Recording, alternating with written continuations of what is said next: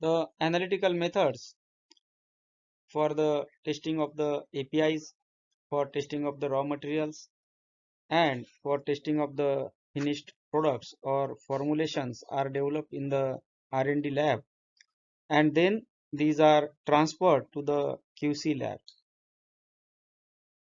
QC lab is a receiving lab for the developed analytical methods, and analytical method transfer happens from R&D to QC. Sometimes from R&D to two or more labs, the analytical method can be transferred. For example, for some stability testing or for finished product analysis. Analytical method transfer is a time consuming, resource intensive method or process, and it is with some challenges.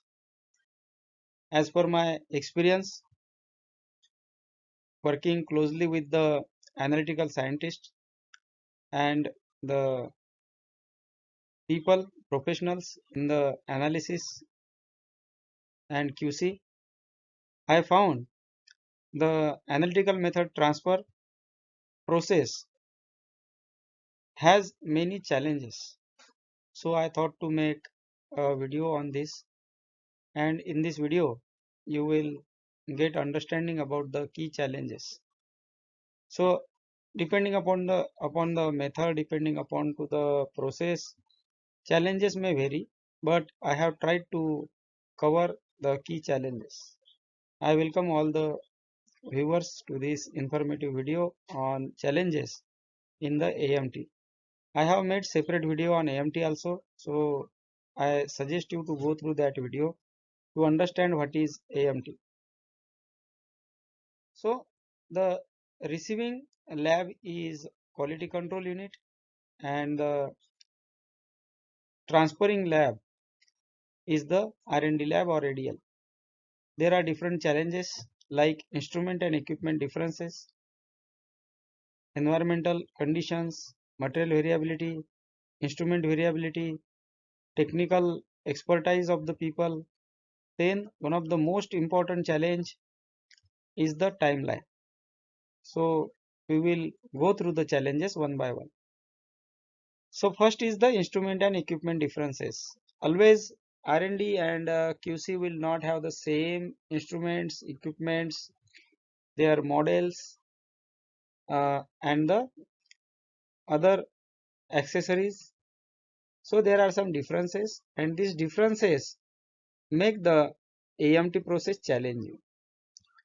Some of the time I observed that the R&D is having a particle size uh, detection or detector with some different models, and the QC is having the old one. So their models versions may differ, and because of that there may be the differences. Whenever you are developing the analytical method in the ADL, you should know the instruments and equipments available in the QC, so that it will make your work easy. You will develop the method considering the receiving lab instruments, that is QC lab instruments. Differences in the HPLC GC models, differences in the detectors, column brands, variations in the sensitivity, resolution, and the baseline noise may impact your method transfer activities. You may get some different results compared to the analysis performed in the ADL. You will get some different results in the QC. It will impact method, and method may not perform identically across the labs, because these differences will add the challenges. Then environmental conditions are there, temperature, humidity of that lab, that environment, vibrations, water quality. These things affect the sensitivity of the methods. One of the time it was happened that in my experience, water quality played a very important role in the dissolution and in the chromatography. Labs in different geographies may face the variability. So water quality affects. Then reagents and the material variability. Different suppliers of the solvents. These solvents will be with some different impurities, different purities, different content of water. For example, in the ethanol, there is some amount of water, or in acetone there will be some amount of water. In methanol there will be some amount of water. So these vary as per the vendors or suppliers. Then suppliers of the columns, reference standards, excipients. Also, the batch which is manufactured in R&D, that may not be performing the same in the QC.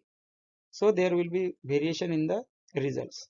Column aging or lot to lot variability may add the challenges. For example, USP versus in-house reference standards. Whenever you are working in the R&D, you may use the API as reference standard. You make the working standard of that. But whenever you are moving the method, that time it will add some differences. Then analyst related variability. So people who are working in the QC versus people who are working in the R&D, they have different skill sets, different skill levels and training. So ADL people are required to transfer the method and train the QC people who will work onto those methods, or who are going to use those methods for the routine testing.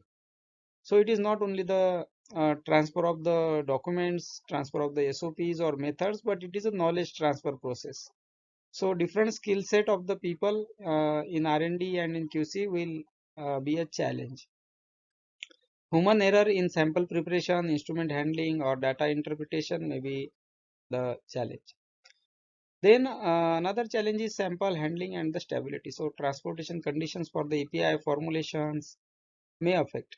Short stability of the reconstituted solutions or biological samples may add some challenges. Sample homogeneity issues like suspensions, emulsions. These type of formulations are difficult to handle, difficult to make samples, and that's why you may get different results. Method robustness issues. So original method may lack robustness or fail under slight variations. So how you have verified the method, validated the method, and how you are going to use it, which parameters you have finalized, those parameters should be robust and the method should be reproducible. Critical parameters like pH, flow rate, injection volume, column temperature in the HPLC may not be optimized because of some differences in the QC compared to the analytical development lab. Then documentation and knowledge gaps. So incomplete method transfer protocols, some gaps in the documentation, some missing SOPs, unclear calculations, then lack of acceptance criteria, poor communication between the transferring and receiving units, or lack of the time to do these activities may increase the challenges. Then regulatory expectations. So different agencies like EMA, MHRA, USFDA, CDSCO may have slightly varying expectations for the AMT. Anvisa, Brazil, has some different and some more requirements for the analytical method validation and for the AMT activities. So if you are working onto a global product which is to be marketed in different regions, then it will increase the challenges. So these are required to align for the transfer activities and strategy for the global regulatory filings. Then data integrity and the compliance.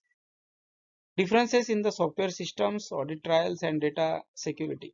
As we know that the R&D, it is not strictly under the GMP, GLP, and some minor variations can be sort out, but it doesn't happen with the QC because it is always uh, audit ready. So minor differences cannot be allowed because it will come under the data integrity and compliance issues. A risk of non-compliance if proper documentation and traceability are missing. Also, the receiving unit, that is QC, is always having more work because they have to release the APIs, raw materials, and finished formulations. Also, many times they have to perform the analysis of the stability sample. So QC lab is always under continuous pressure, and the transfer activity is also one of their important activity. So there may be chance that some things get missed, and because of that the AMT activity has challenges. One of the most important is the timeline challenge and resource constraints. So limited time for training and execution, high workload in the QC labs as I have mentioned, then high workload to the ADL people to complete the activity and go back to the research activity. All these things impact the AMT activity, and these are very challenging. So these things may impact product release and regulatory submissions also. So these are the challenges for AMT. Analytical method transfer challenges arise from the technical, environmental, human, and the regulatory factors. Differences in the instruments and equipment models and mix. Also, changes or variations in the laboratory reagents, standards, and some others. So, robust method development, proper documentation, structured transfer protocol, and clear timelines with clear acceptance criteria can help you to overcome the AMT challenges. So this is regarding the AMT and AMT challenges. I suggest you to go through the video specifically for AMT so that you will get more clear idea about this topic. Thank you for watching the video.